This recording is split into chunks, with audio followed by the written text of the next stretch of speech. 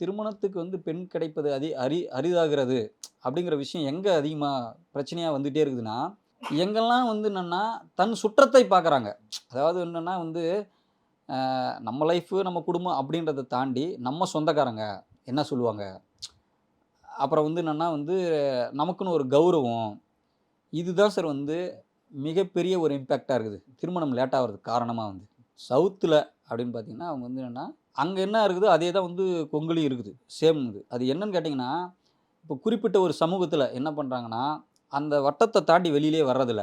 அத தாண்டி என்னன்னா, அந்த சமூகத்திலேயே ஒரு குறிப்பிட்ட கேஸ்ட்ன்னு வச்சுக்கங்களேன், ஒரு சாதியில. அந்த சாதியில என்னன்னா, அங்கேயே வந்து என்னன்னா, பல கூட்டம்னு பிரிச்சு வச்சுக்கிறாங்க. பல பிரிவு பிரிச்சு வச்சுக்கிறாங்க. இப்போ ரமேஷ்ன்னு ஒரு பிரிவு. இப்போ தளவாய்ன்னு ஒரு பிரிவு இருக்குதுன்னு வச்சுக்கங்களேன்.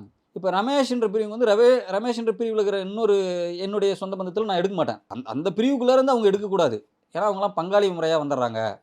அத வந்து குலதெய்வமா பிரிச்சு வைக்கிறாங்க. ஒரு சைட்ல வந்து இப்ப ஒரு குறிப்பிட்ட ஏரியால பார்த்தீங்கன்னா, அது வந்து குலதெய்வமா இது பண்றாங்க. இந்த குலதெய்வம் இப்ப எனக்கு வந்து ஒரு அம்மன் வந்து எனக்கு குலதெய்வமா இருக்குன்னு வைங்களேன். அதே அம்மன வந்து நீங்க குலதெய்வமா சாமி கும்பிட்டுக்கிறீங்கன்னா, உங்க வீட்ல இருந்து பொண்ணு எடுக்க மாட்டாங்க. நம்மலாம் பங்காளி ஆயிடுறோம் அப்படின்னு ஒரு இது.